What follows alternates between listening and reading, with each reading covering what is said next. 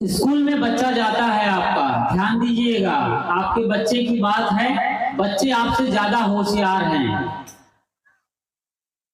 School में बच्चा जाता है, KG1 या फर्स्ट क्लास में जाता है, करीब करीब 6 महीने वो पढ़ता है A फॉर एप्पल, और 6 महीने के अंदर अंदर समझ जाता है कि एप्पल की जो तस्वीर है, फोटो लगी है लाल लाल, वो भी एप्पल नहीं है। APPLE एप्पल वर्ड्स भी एप्पल नहीं है, ए लेटर भी एप्पल नहीं है।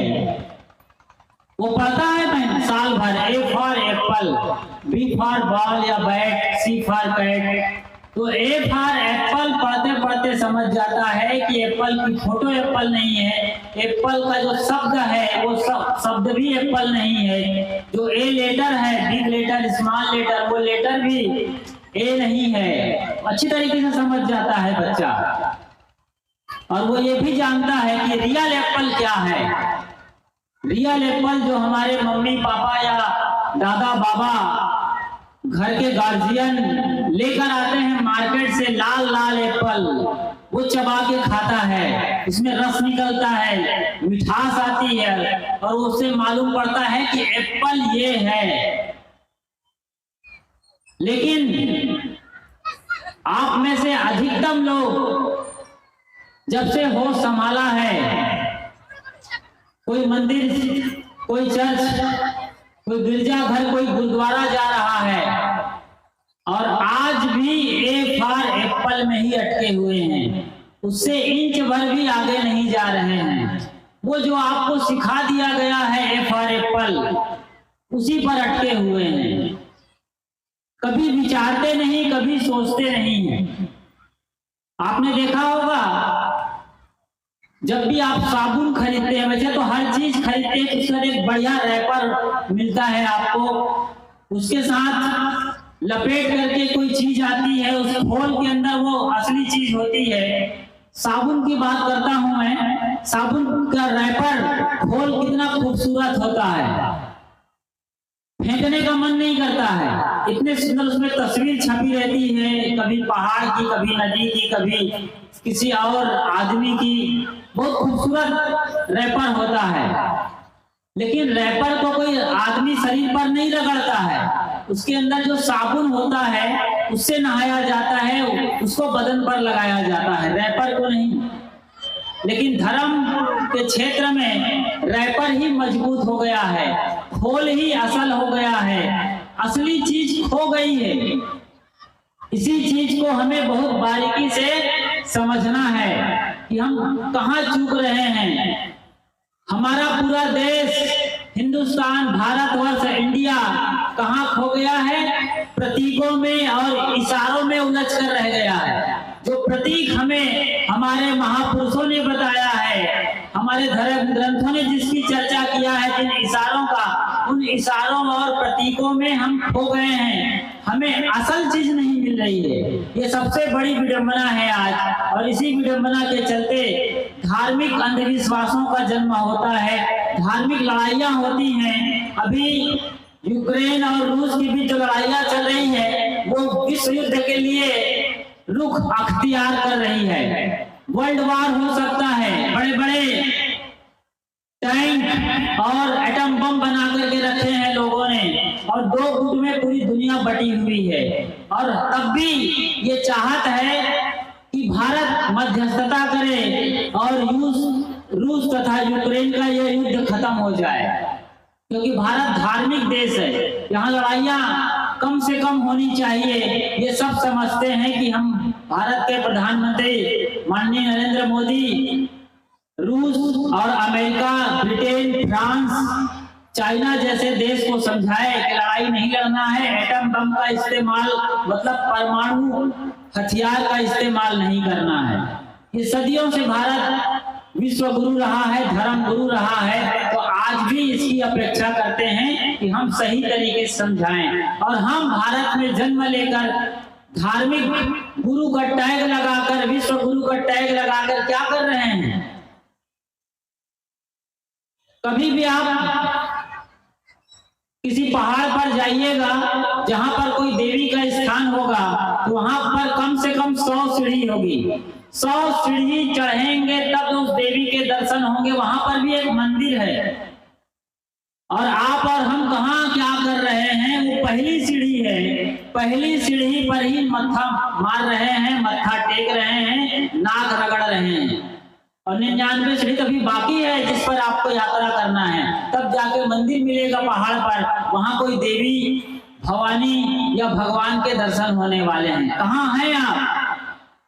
अभी साहब चर्चा कर रहे थे, यहाँ पर एक बड़ी चर्चा आती है छठ मैया की, करवा चौथ का व्रत करते हैं। कहाँ उलझे हुए हैं आप? चलनी से दीदार करेंगे चांद का रात को तो उससे क्या आपके पति की लंबी उम्र हो जाएगी? कभी सोचते हैं आप? यहाँ पर यही सोचना है। तो चांद निकला हुआ है, पूर्णिमा का चांद, आज हम चांद देखना भूल गए हैं। हमारे पुरखे बड़े वैज्ञानिक थे, उन्होंने कहा कि चांद को देखना है, पूर्णिमा का चांद जो आप मन का देवता है, आंखों को शीतल करने वाला है। आज हम और हमारे बच्चे क्या देख रहे हैं? मोबाइल का स्क्रीन। अभी भी देख रही वो लड़कियां, बच्ची हैं जो भी बैठे हैं जानकार, जिनके पास काफी क्षमता है, कई ऐप्स खोल सकते हैं, मोबाइल का सही इस्तेमाल करते हैं अपने फ्यूचर के लिए, हेल्थ के लिए, जॉब के लिए, बिजनेस के लिए, लाइफ के लिए, वाइफ के लिए, पार्टनर के लिए। वो कहाँ इस्तेमाल कर रहे हैं? रद्दी से रद्दी और कचरा से कचरा चीजों को देखने में इस्तेमाल कर रहे हैं। तो हमारी आंखें आजकल मोबाइल स्क्रीन देख रही है और आंखें लगातार खराब हो रही हैं। हम 25-30 के जाते जाते हमारे आंखों पर चश्मे लग रहे हैं। जवान बूढ़ा हो रहा है, हिंदुस्तान बूढ़ा हो रहा है, जवान भारत बूढ़ा होता चला जा रहा है। इसीलिए हमारे पुरखे जानते थे कि हमें पूर्णिमा के दिन चांद को देखना चाहिए। कम से कम 1 तक 15 मिनट 20 मिनट तक हमें देखना चाहिए था। ऐसा देख पाते तो हमें बुढ़ापे तक चश्मे लगाने की नौबत नहीं आती, लेकिन हम दुर्भाग्यशाली हैं।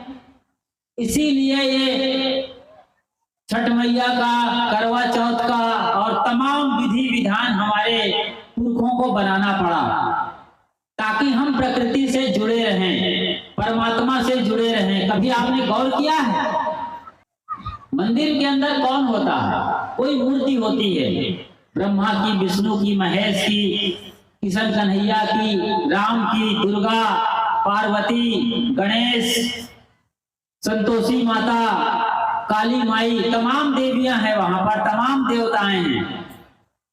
आप गौर करिएगा कि उनके अंदर, जो मंदिर के अंदर मूर्ति है, उसमें कितनी सौम्यता है। इस बात को गौर करिए आप, कितनी सौम्यता है, स्मार्टनेस भी है, सॉफ्टनेस भी है और सुकून देने वाले उनके चेहरे हैं। आंखें कितनी सुकोमल हैं, कितनी पवित्रता के साथ आपको निहार रही हैं वो मूर्तियां, और आप उसे देखते ही नहीं हैं।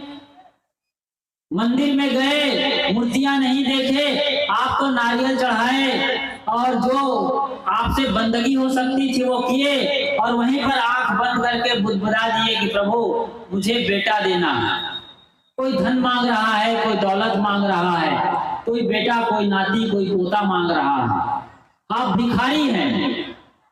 कुछ भिखारी मंदिर के बाहर बैठे हुए हैं, जिन्हें शायद मंदिर के अंदर जाने का एंट्री नहीं है। कुछ बड़े लोग हैं, रसूखदार हैं, फॉर्च्यूनर जैसी गाड़ियों में आते हैं, लाल पीली नीली बत्ती लगाए गाड़ियों से आते हैं और सीधे जा करके मांगते हैं। वो बड़े भिखारी हैं।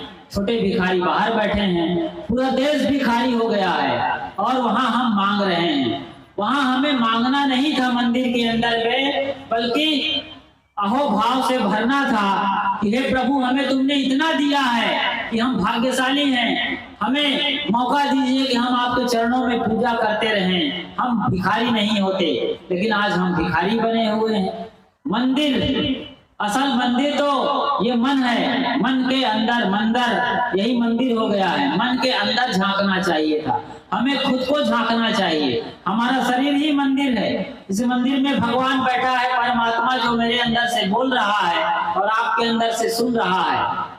मैंने कहा ना, हम सिर्फ 30 त्योहार में, नाच नौटंकी में, उत्सव में, बाजे गाजे डीजे में ही उलझ कर रह गए हैं। सच क्या है उसको देखना ही भूल गए हैं।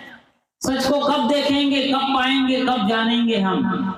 इसीलिए ये सत्संग का आयोजन होता है कि सच को देखना सीखें। सच क्या है जो आंखों से दिखाई दे रहा है, जो कानों से सुनाई दे रहा है, और जिसको भीतर तौलने वाला, परखने वाला आत्मसत्ता बैठी हुई है, उसकी आंख से देखें। बाकी तो आंख खिड़की है, कान भी खिड़की है, द्वार है, लेकिन इन खिड़की और द्वारों के पीछे भीतर बैठा हुआ है, हृदय रूपी राज सिंहासन पर बैठा हुआ परमात्मा है। उसको जब तक नहीं जानेंगे, तेरा साईं तुझ में जाग सके तो जाग। जो तिलमाही तेल है, जो चकमक में आग, तेरा साईं तुझ में जाग सके तो जाग। तो जागने की बारी है। हमारे भीतर परमात्मा बैठा हुआ है, इसमें हमको देखना और झांकना चाहिए, वरना हम सिर्फ यही कागज यानी रैपर, साबुन के रैपर को ही मलते रह जाएंगे। और मैंने शुरू में कहा कि किस तरीके से हम प्रतीकों और इशारों में उलझते चले जा रहे हैं, हम उलझते ही चले जाएंगे। तो जागने का ये भूमिका मिली है, हम जागें और दूसरों को जगाएं। बोलिए श्री सतगुरु देव की जय। साहेब बंदगी साहेब। अभी हम लोग संत श्री यतीन्द्र साहिब जी से, जो अपना नागपुर से चल कर के इस बिहार की धरती पर आए हैं, हम लोग